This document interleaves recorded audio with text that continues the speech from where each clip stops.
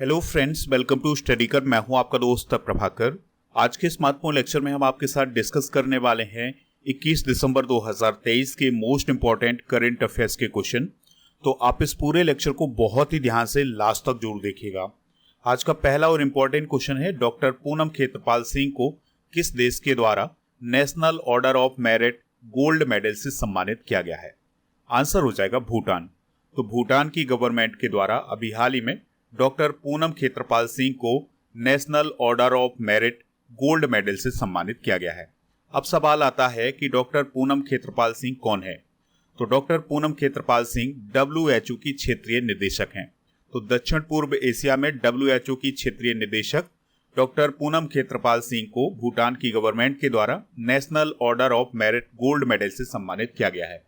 दोस्तों, डॉक्टर पूनम खेत्रपाल एक Indian citizen है और वह WHO दक्षिण पूर्व एशिया क्षेत्र की पहली महिला क्षेत्रीय निदेशक हैं। तो ये पॉइंट भी आप उनके बारे में नोट कर लीजिएगा। दोस्तों, अब सवाल आता है कि डॉक्टर पूनम खेत्रपाल सिंह को यह पुरस्कार क्यों दिया गया है भूटान की गवर्नमेंट के द्वारा? तो उनके कार्यकाल के दौरान ही भूटान ने खसरा और रूबेला को अपने देश से समाप्त किया है।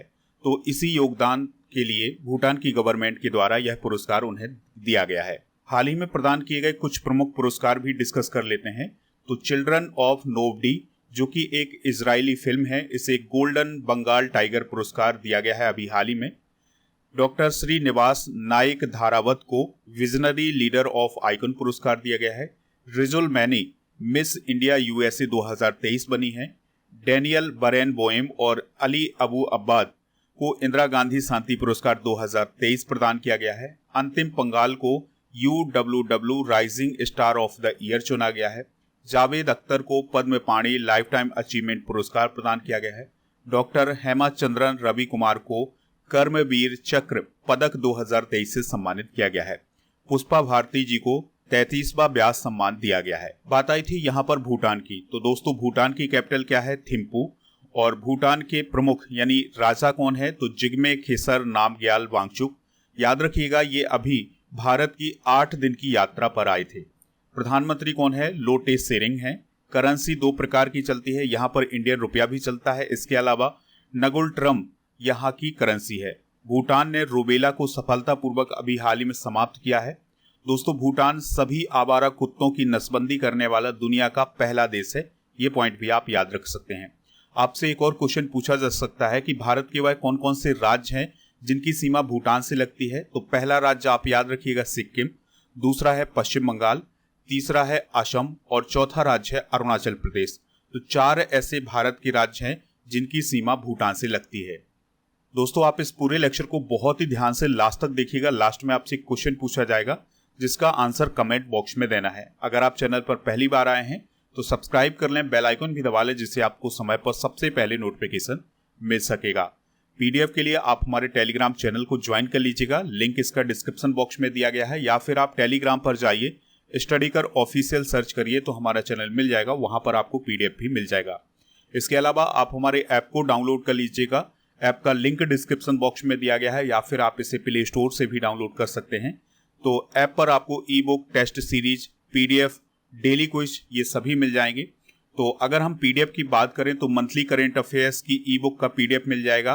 तो दोनों माध्यम में, यानी हिंदी और इंग्लिश दोनों माध्यम में आपको PDF मिल जाएगा। इसके अलावा लूसेंट की जो किंग सीरीज है उसका भी PDF मिल जाएगा। टॉपिक वाइज करंट अफेयर्स के PDF आपको उपलब्ध है ऐप पर, और मैराथन क्लास का PDF भी आपको ऐप पर ही मिल जाएगा। तो ऐप को डाउनलोड कर लीजिएगा, लिंक उसका डिस्क्रिप्शन बॉक्स में दिया गया है। दोस्तों, ई-बुक जो है हिंदी और इंग्लिश दोनों माध्यम में है, तो इसको आप जरूर प्राप्त कर लीजिएगा ऐप से।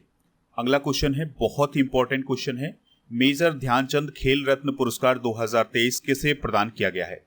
आंसर हो जाएगा चिराग शेट्टी और सात्विक साईराज रंकीरेड्डी। तो इन दोनों लोगों को संयुक्त रूप से मेजर ध्यानचंद खेल रत्न पुरस्कार 2023 प्रदान किया गया है। तो इस क्वेश्चन का राइट आंसर हो जाएगा ऑप्शन नंबर बी।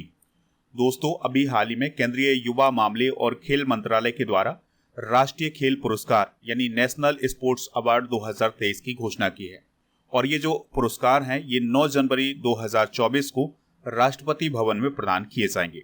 तो चलिए डिस्कस करते हैं नेशनल स्पोर्ट्स अवार्ड 2023 को। तो सबसे पहले बात करते हैं मेजर ध्यानचंद खेल रत्न पुरस्कार की। अगर आपसे क्वेश्चन पूछा जाए कि भारत का सर्वोच्च खेल पुरस्कार कौन है, तो वो है मेजर ध्यानचंद खेल रत्न पुरस्कार। दोस्तों 4 सालों की अवधि में खेलों में उत्कृष्ट प्रदर्शन करने वाले खिलाड़ियों को यह पुरस्कार प्रदान किया जाता है। दोस्तों इस पुरस्कार को पहले राजीव गांधी खेल रत्न पुरस्कार कहा जाता था, लेकिन 2021 में इसका नाम बदल करके मेजर ध्यानचंद खेल रत्न पुरस्कार किया गया था और इसकी शुरुआत 1991-92 में की गई थी। और इस पुरस्कार से सम्मानित होने वाले पहले खिलाड़ी हैं विश्वनाथन आनंद, जो कि शतरंज के खिलाड़ी हैं। दोस्तों अगर आपसे पूछा जाए कि मेजर ध्यानचंद खेल रत्न पुरस्कार के अंतर्गत कितनी राशि दी जाती है, तो 25 लाख रुपए की राशि दी जाती है। तो 2022 के मेजर ध्यानचंद खेल रत्न पुरस्कार को भी एक बार रिवाइज कर लेते हैं। तो किसे दिया गया था, तो टेबल टेनिस खिलाड़ी हैं अचंत शरद कमल, तो उन्हें 2022 का मेजर ध्यानचंद खेल रत्न पुरस्कार दिया गया था। 2023 की बात करें तो चिराग शेट्टी और सात्विक साईराज, इन दोनों लोगों को मेजर ध्यानचंद खेल रत्न पुरस्कार दिया गया है। सात्विक साईराज, रंकी रेड्डी और चिराग शेट्टी यह पुरस्कार पाने वाली पहली बैडमिंटन की युगल जोड़ी है। ये पॉइंट भी आप याद रखिएगा। बात करते हैं अर्जुन पुरस्कार की। तो अर्जुन पुरस्कार किसे प्रदान किया जाता है, तो अंतर्राष्ट्रीय स्तर पर पिछले 4 सालों में विशेष उपलब्धि प्राप्त करने वाले खिलाड़ियों को यह पुरस्कार दिया जाता है। शुरुआत कब हुई थी, 1961 से। राशि कितनी दी जाती है, 15 लाख रुपए की। 2023 में 26 खिलाड़ियों को यह पुरस्कार प्रदान किया गया है। तो 26 खिलाड़ियों के बारे में हम डिटेल से तो नहीं जानेंगे, उनके नाम जरूर देख लेते हैं। तो ओजस प्रवीण देवताले, ये तीरंदाजी से रिलेटेड हैं, इन्हें अर्जुन पुरस्कार दिया गया है। अदिति गोपीचंद स्वामी, ये भी तीरंदाजी से रिलेटेड हैं, इन्हें भी अर्जुन पुरस्कार दिया गया है। मुरली श्रीशंकर एथलेटिक्स से, पारुल चौधरी एथलेटिक्स से, मोहम्मद हुसामुद्दीन ये बॉक्सिंग से रिलेटेड हैं, आर वैशाली ये शतरंज से रिलेटेड हैं। इसके अलावा मोहम्मद शमी, ये नाम जरूर आप याद रखिएगा। तो मोहम्मद शमी को भी इस बार अर्जुन पुरस्कार दिया गया है। अनुष अग्रवाल घुड़सवारी से रिलेटेड हैं और दिव्य कीर्ति सिंह घुड़सवारी ड्रेसेज से रिलेटेड हैं। दीक्षा डागर गोल्फ से रिलेटेड हैं। कृष्ण बहादुर पाठक हॉकी से रिलेटेड हैं। सुशीला चानू ये हॉकी से रिलेटेड हैं। पवन कुमार कबड्डी से, ऋतु नेगी कबड्डी से और सरीन खो खो से, पिंकी लॉन वॉल से, ऐश्वर्य प्रताप सिंह तोमर शूटिंग से, ईसा सिंह शूटिंग से, हरिंदर पाल सिंह स्क्वैश से, अहिल्या मुखर्जी टेबल टेनिस से रिलेटेड हैं। इसके अलावा सुनील कुमार रेसलिंग से रिलेटेड हैं, अंतिम रेसलिंग से रिलेटेड हैं, अंतिम पंघाल की यहाँ पर बात की गई है। रोसी बिना देवी ये बुसू से रिलेटेड हैं। शीतल देवी पैरा आर्चरी से रिलेटेड हैं। अजय कुमार ब्लाइंड क्रिकेट से रिलेटेड हैं और प्राची यादव पैरा कैनोइंग से रिलेटेड हैं। तो इन सभी को भी अर्जुन पुरस्कार दिया गया है। दोस्तों बात करते हैं द्रोणाचार्य पुरस्कार की। तो द्रोणाचार्य पुरस्कार कोचेस को दिया जाता है। तो इस बार द्रोणाचार्य पुरस्कार 5 लोगों को दिया गया है। ललित कुमार ये कुश्ती से रिलेटेड हैं। गणेश प्रभाकरन मलखम्ब से रिलेटेड हैं। महावीर सैनी ये पैरा एथलेटिक्स से रिलेटेड हैं। आरबी रमेश ये शतरंज से रिलेटेड हैं और शिवेंद्र सिंह ये हॉकी से रिलेटेड हैं। तो इन सभी को द्रोणाचार्य पुरस्कार प्रदान किया गया है। द्रोणाचार्य पुरस्कार लाइफ टाइम अवार्ड किसे दिया गया है, तो जस कीरत सिंह ग्रेवाल ये गोल्फ से रिलेटेड हैं। ई भास्करन कबड्डी से, जयंत कुमार पुसीलाल ये टेबल टेनिस से रिलेटेड हैं। तो इन्हें द्रोणाचार्य लाइफ टाइम अवार्ड प्रदान किया गया है। बात करते हैं ध्यानचंद लाइफ टाइम अचीवमेंट पुरस्कार की। तो कविता सेल्वराज को कबड्डी के क्षेत्र में ध्यानचंद लाइफ टाइम अचीवमेंट पुरस्कार दिया गया है। मंजुषा कंवर को बैडमिंटन और विनीत कुमार शर्मा को हॉकी के क्षेत्र में ध्यानचंद लाइफ टाइम अचीवमेंट पुरस्कार दिया गया है। तो ये है दोस्तों national sports award 2023। Next question है, भारत में सबसे बड़ी अर्थव्यवस्था वाला राज्य कौन बना है? आंसर हो जाएगा इसका महाराष्ट्र। तो दोस्तों महाराष्ट्र भारत में सबसे बड़ी अर्थव्यवस्था वाला राज्य बन गया है। और ये रिपोर्ट किसने जारी की है, तो soek.in के द्वारा ये रिपोर्ट जारी की गई है और इसमें ये बताया गया है कि महाराष्ट्र भारत में सबसे बड़ी अर्थव्यवस्था वाला राज्य है। ऐसा क्यों कहा गया है, तो दोस्तों इसमें ये बताया गया है कि जो भारत की जीडीपी है उसमें 15.7% की हिस्सेदारी महाराष्ट्र की है। तो इस प्रकार से महाराष्ट्र सबसे बड़ी अर्थव्यवस्था वाला राज्य बना है भारत का। फिर दूसरे नंबर पर कौन है, उत्तर प्रदेश। तो उत्तर प्रदेश की 9.2% की हिस्सेदारी है जीडीपी में। तीसरे नंबर पर कौन है, तमिलनाडु। तो तमिलनाडु की 9.1% हिस्सेदारी है। चौथे स्थान पर है गुजरात, इसकी 8.2% की हिस्सेदारी। और 5वें नंबर पर है पश्चिम बंगाल, तो इसकी 7.5% की हिस्सेदारी है। soek.in की बात करें तो यह एक ऑनलाइन ब्लॉगिंग प्लेटफॉर्म है जो निवेश और शेयर बाजार पर नजर रखता है। चलिए दोस्तों, कुछ रिपोर्ट और रैंकिंग को भी डिस्कस कर लेते हैं। तो मर्सर की quality of living city ranking 2023 में भारतीय शहरों में पहले स्थान पर हैदराबाद है। भारत के उभरते अस्पताल में टॉप पर है एस्टर मेड सिटी। एनसीआरबी के अनुसार खाद्य पदार्थों के मिलावट के मामले में हैदराबाद पहले नंबर पर है। 2023 के लिए यूके की विश्व की शीर्ष 50 एशियाई हस्तियों में शाहरुख खान टॉप पर हैं। मॉर्निंग कंसल्ट के द्वारा अभी हाल ही में एक रिपोर्ट जारी की गई थी जिसमें 76% रेटिंग के साथ पीएम मोदी दुनिया के सबसे लोकप्रिय नेता हैं। आईटीसी दुनिया की तीसरी सबसे वैल्यूएबल टोबैको कंपनी बनी है। तो ये कुछ रिपोर्ट और रैंकिंग है, ये आपके एग्जाम की दृष्टि से इंपॉर्टेंट है, आप इन्हें नोट भी कर सकते हैं। नेक्स्ट क्वेश्चन है, national geo science data repository portal किसने लॉन्च किया है? आंसर हो जाएगा प्रहलाद जोशी ने। तो सेंट्रल मिनिस्टर हैं प्रहलाद जोशी जी, तो उनके द्वारा national geo science data repository portal launch किया गया है, यानी एनजीडीआर पोर्टल लॉन्च किया गया है। दोस्तों, एनजीडीआर पोर्टल के साथ 35 मानचित्र सेवाओं को एकीकृत किया गया है। चलिए दोस्तों, कुछ ऐप और पोर्टल डिस्कस कर लेते हैं। तो अभी हाल ही में मेरा युवा भारत पोर्टल नरेंद्र मोदी जी के द्वारा लॉन्च किया गया है। I start talent connect portal launch किया गया है राजस्थान सरकार के द्वारा। रोजगार प्रयाग पोर्टल उत्तराखंड सरकार के द्वारा। फ्लड वॉच ऐप केंद्रीय जल आयोग के द्वारा। राजमार्ग यात्रा ऐप भारतीय राष्ट्रीय राजमार्ग प्राधिकरण के द्वारा। उद्गम पोर्टल भारतीय रिजर्व बैंक के द्वारा। सुस्वागतम पोर्टल सुप्रीम कोर्ट के द्वारा। विरासत पोर्टल किसने लॉन्च किया है? तो होम मिनिस्ट्री ने लॉन्च किया है। नेक्स्ट क्वेश्चन है, एक साल में 100 मिलियन यात्रियों तक पहुंचने वाली पहली भारतीय एयरलाइन कौन बनी है? आंसर हो जाएगा इंडिगो। तो दोस्तों, इंडिगो एक साल में 100 मिलियन यात्रियों तक पहुंचने वाली पहली भारतीय एयरलाइन बन गई है। इंडिगो 2023 में एक दिन में 2000 से अधिक उड़ानें संचालित करने वाली पहली भारतीय एयरलाइन भी बनी है।